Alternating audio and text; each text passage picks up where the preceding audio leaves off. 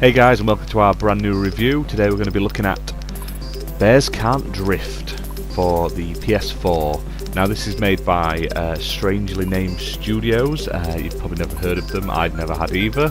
But I saw this on sale for a couple of pound on the PlayStation Store, and I really fancied it because it kind of looked like Mario Kart. So I picked it up. What I can tell you in a nutshell is it's a very pretty looking game. Like I said, as you can see from the videos, it's bright, it's colourful. It looks great. Each of the areas look fantastic. They're really well themed, but that's about it. The rest of it just falls short. If you're looking to play this game up solo, you're not going to get much content out of it. The solo gameplay is at best poor. It seems to be all designed around 4-player multiplayer, which is good. You can play 4-player split screen. That's absolutely fantastic, which more games should do nowadays. However, it does just feel like a beta or a half-made game. Like I said, the solo play is you drive around a map. You just get chucked into it. I've put up on the picture here, the video. That's the start of the game. It just drops you in, and you just have to drive around. And there's nothing to do. There's no instructions. You pause the game, it doesn't tell you anything, so you end up just driving around wondering what the buttons are. There's no instructions. From what I could find, you can go into different areas. The menu system is sort of like a hub portal zone, so you drive around, you go through gates, and that gets you to different areas. In each area there's different races you can pick. There's like different gates to different area races.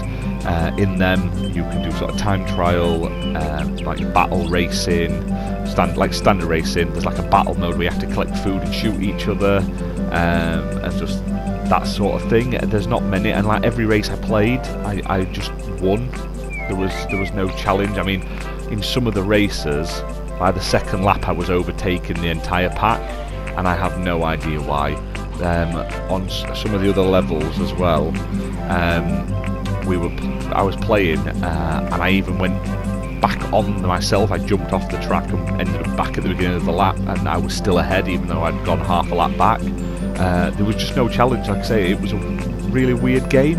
I mean, it's so pretty, and the car handling is fantastic. I couldn't figure out what's the point in drifting other than to make it easier around corners, because it sort of looks like it's building up to a boost, but nothing happens. But the rest of that, there's just no substance to it. I mean, it's such a shame because, like I say, they've got a really pretty engine. It looks fantastic. The worlds are really well themed. I mean, there's like I say, from the video you can probably see there's like a woodland zone, which is really bright and colourful. There's like a winter zone, and then there's like a oriental zone, and that's got some really cool track layouts. There's on the tracks, there's shortcuts and stuff like that.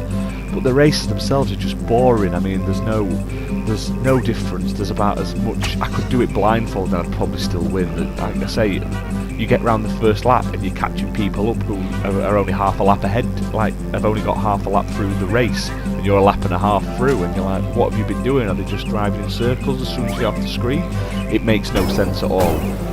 So what I can definitely say is, don't pick this up unless it's free. Or you've got 4 players. If you've got 4 players all together like split screen, it's probably a lot more fun.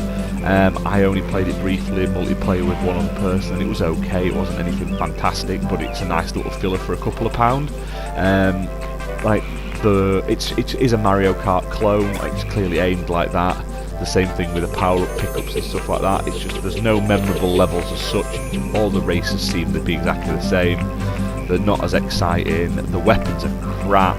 I mean, there's a speed boost, which is like a penguin. There's bees. Everyone uses bees that sort of drop behind you. There's a fish gun, and then there's like a chameleon, which is sort of a protection sort of bubble. And that's it. There isn't a huge variety. So there's like 4 varieties in weapons.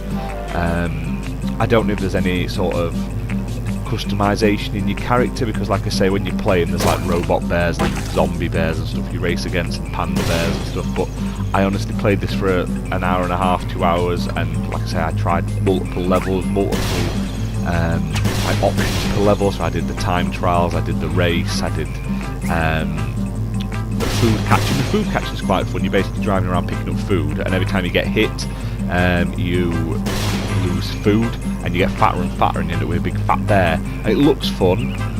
but it's just boring. There was no challenge. I mean, I've never played a game. I mean, obviously maybe it's aimed at really little kids, but I don't know how you could even get. No one was even catching me up. Like I say, I could hit trees, I could hit walls, I could drive the wrong way, and I'd still win. Like I say, it's just a shame. It feels like it feels like a Kickstarter game or a Greenlight game on Steam, where they've just released it and they were going to add more content, and it's just never come. And which is a real shame, because like I say, the whole thing looked so pretty, and I mean the handling is really, really cool for a kart game. It's just there's no substance with the game at all. So hopefully maybe in the future they'll add more content. I mean, I tried it once before when I first got it, and I switched it off after 20 minutes. The fact that there's no instructions or anything or any information on where you're going, you just dropped into this hub world and that's it. No pop-up saying go here, go there, do this. It annoys me. At least tell me what the buttons do, where I'm going, maybe even one quick tutorial race. There's none of that. So honestly, I can't recommend this game, and I'm going to give it a 3 out of 10, and that's only because it handles so well, and it's really like the cartoony graphics are really superb, which is a real shame, because I really wanted to pick up some sort of kart racing game, because I've been itching for one since I played Sonic and Sega Racing last. So this isn't the kart racer for you. Maybe your kids will enjoy it, maybe you will at a couple of pound, but I wouldn't recommend paying more than £2 for it at best. You're only going to get a couple of hours of single player out of it. Maybe if you've got multiplayer you'll get more, but like I said, I didn't even stick around for to the end of the game. I didn't find any customization or anything. I couldn't see anything like that. I got bored because there's no challenge there. It's pretty boring, like especially in the wooded areas. It's pretty boring. Like I said, the Oriental Zone looked fantastic, and it was a real good fun to play, but the whole game, the race itself wasn't fun. It was fun to drive around and the different areas of places to go, but the overall game itself is massively lacking any sort of substance.